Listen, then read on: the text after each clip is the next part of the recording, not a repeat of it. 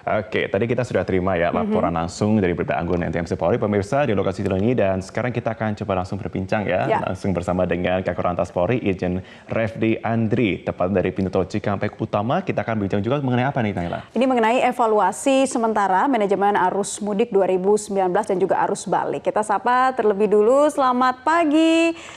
Selamat pagi Pak Refdy Andri, selamat pagi, bergabung di Selamat Pagi Indonesia. Selamat pagi.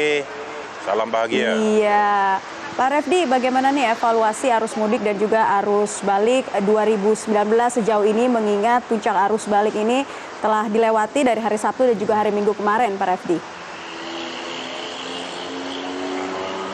Betul ya, apa yang sudah kita lakukan baik sebelum pelaksanaan Hari Raya yang kita dikenal dengan pergerakan mudik, tentu selama 4 hari terakhir sampai hari ini kita mengamankan arus baliknya. Memang ada beberapa hal yang menjadi perhatian kita. Yang pertama adalah keseimbangan pergerakan dan keseimbangan waktu ya. Memang mulai kemarin ya sampai puncaknya tanggal 9 ada memang yang kita lihat orang-orang siapapun bergerak dengan waktu dan ruang yang sama. Artinya waktunya sama, ruangnya adalah juga sama. Ruas-ruasnya adalah jalan tol dan jalan non-tol, semuanya memang ada pada ruas-ruas itu ya. Yang kalau kita bandingkan memang dengan tahun sebelumnya, itu memang perlu ada acuan-acuan tertentu. Dan kalau kita melihat juga bagaimana sebelum pelaksanaan Hari Raya, memang ada kurun waktu yang sedikit agak panjang ketika masyarakat kita memilih waktu mudiknya gitu ya. Bahkan dari tanggal 26 sudah ada yang mudik, bahkan sebelumnya tanggal 24 di hari Jumat dan tanggal 25 di hari Sabtu itu ya.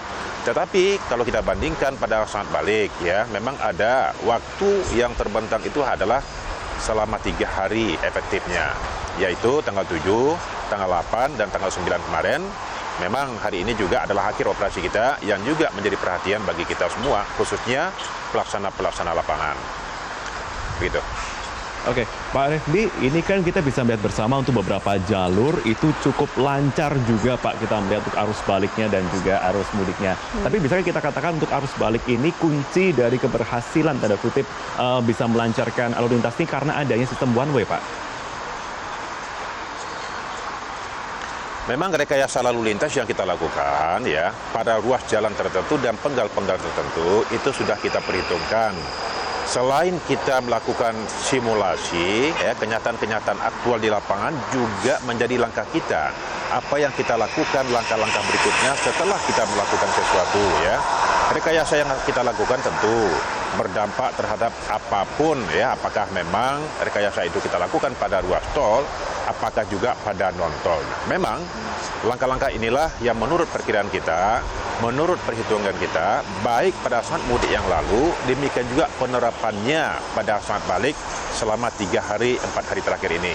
Langkah one way saya kira adalah solusi.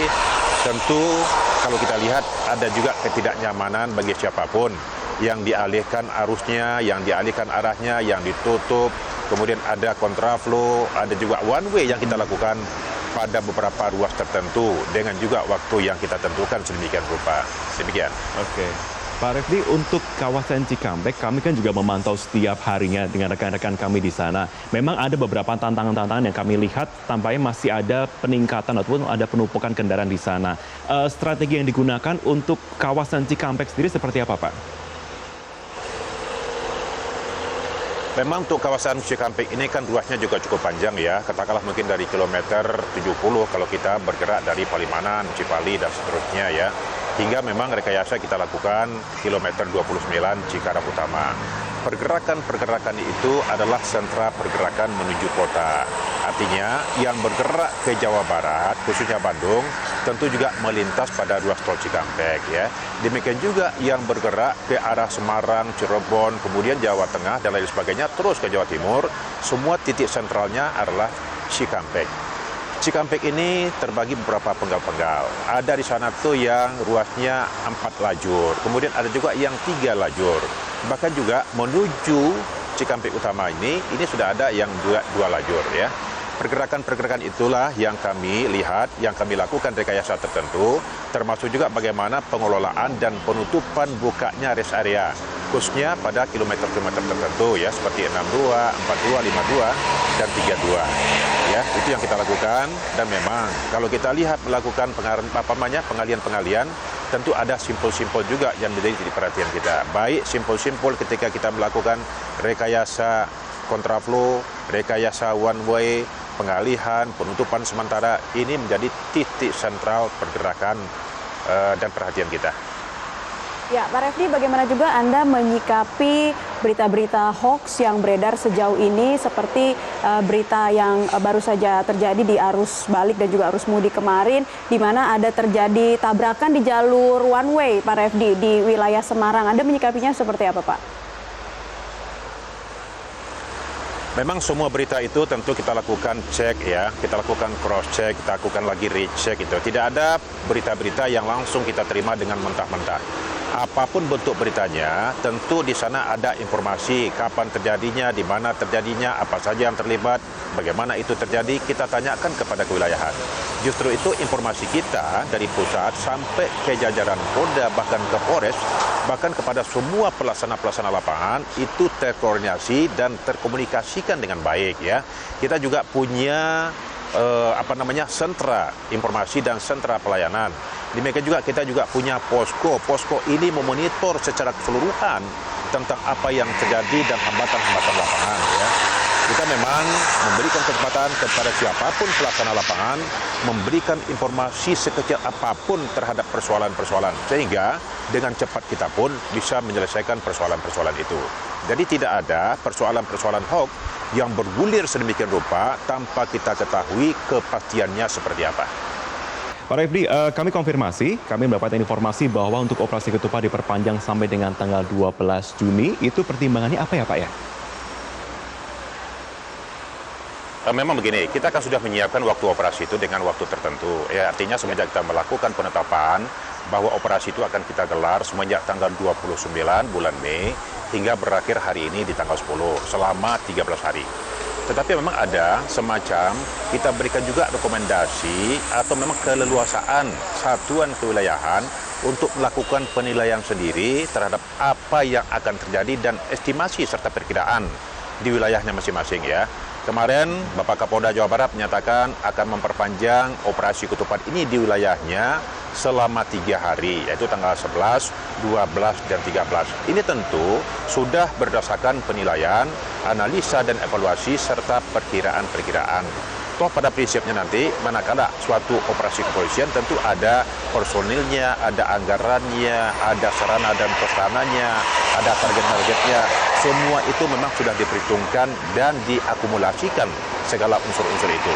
Saya kira Mabes Polri pun akan memberikan suatu rekomendasi manakala ada satuan kewilayahan yang akan melakukan itu. Tetapi prinsipnya adalah manakala operasi kepolisian ini berakhir, dihadapkan dengan tantangan-tantangan yang masih ada di lapangan, tentu akan kita lakukan kegiatan kepolisian yang ditingkatkan. Nah, itu sudah biasa kita melaksanakan itu. Pada saat penghujung operasi dilakukan, kita sudah siapkan semua itu. Jadi terima kasih kepada Kapolda Jawa Barat yang sudah melakukan analisa dan evaluasi, yang sudah memperhitungkan apa yang akan terjadi selama 2 dan 3 hari ke depan. Memang perkiraan arus balik ini akan masih ada sampai nanti mungkin tanggal 15 di bulan Juli ini, baru nanti kembali normal 16 dan 17 ini. Begitu. Baik, Pak Refdy, adakah kemudian pemetaan khusus yang akan dilakukan evaluasi untuk tahun depan, misalkan seperti tahun ini, kemudian kita lihat dengan jalur ini tidak semacam tahun sebelumnya, atau ada seperti apa Pak mungkin? Mungkin sebelum masuk ke situ ya, saya ingin menyampaikan dulu, mana tahu nanti waktunya tidak sempat lagi, saya akan menyampaikan kepada semua masyarakat kita, siapapun yang menggunakan jalan, siapapun yang memanfaatkan jalan sebagai ruang geraknya, apakah jalan tol maupun jalan non-tol, tentu dengan berbagai kebijakan kita, dengan penerapan rekayasa, mungkin pastilah ada masyarakat kita yang tidak nyaman, karena mereka pun sudah melakukan perencanaan perjalanan ya. Mungkin ada arusnya atau arahnya yang dialihkan, sehingga tidak sesuai lagi dengan rencana-rencana awal yang mereka lakukan. Saya kira apa yang kita lakukan oleh semua stakeholder, utamanya kepolisian dan semua mitra kerja terkait, tentu sudah melakukan perkiraan-perkiraan ya. Ketidaknyamanan itulah yang perlu saya sampaikan. Justru itu, saya dengan semua mitra kerja menyampaikan permohonan maaf bagi siapapun yang merasakan ketidaknyamanan ini. Tapi sesungguhnya yakinlah apa yang kita lakukan ini adalah untuk konsep-konsep kebaikan, konsep-konsep kenyamanan, dan konsep-konsep juga ketepatan waktu. Sehingga kita berharap siapapun yang balik tentu tepat waktu mereka sudah lagi bisa bekerja sebagaimana aktivitas dalam keseharian. Itu. Betul. Kemudian apa yang disampaikan, bagaimana estimasi dan perkiraan di tahun depan. Ya, Pak Refdy, mengingat bagaimana perkiraan di tahun depan dan juga, apa yang akan kita lakukan. Ya Pak, mengingat skenario dan juga rekayasa lalu lintas ini kan sudah berjalan dengan lancar nih Pak di arus mudik dan juga arus balik 2019. Skema ini nantinya akan terus diterapkan sampai ke tahun-tahun berikutnya kah?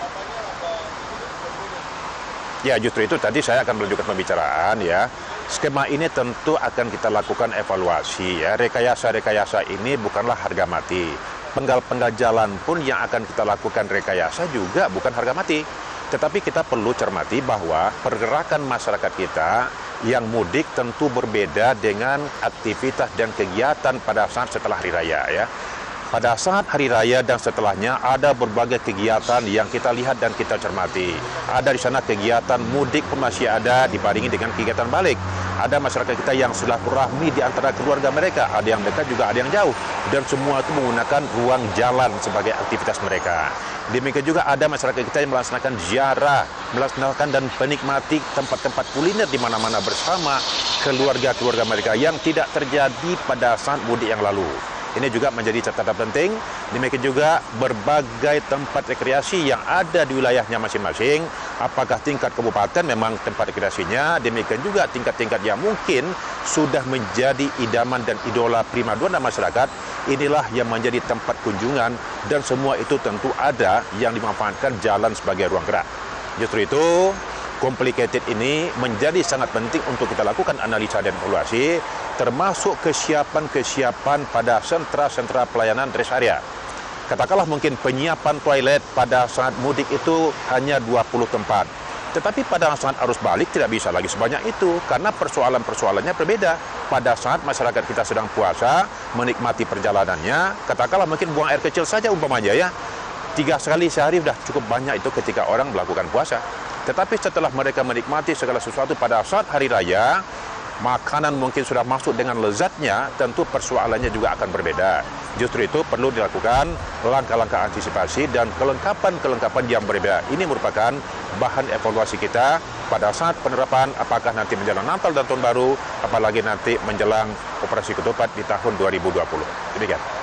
Baik, terima kasih Kakor Lantas Polri Irjen Pol Refdy Andri untuk waktunya bersama kami di Selamat Pagi Indonesia. Kami apresiasi Pak, terima kasih, selamat pagi.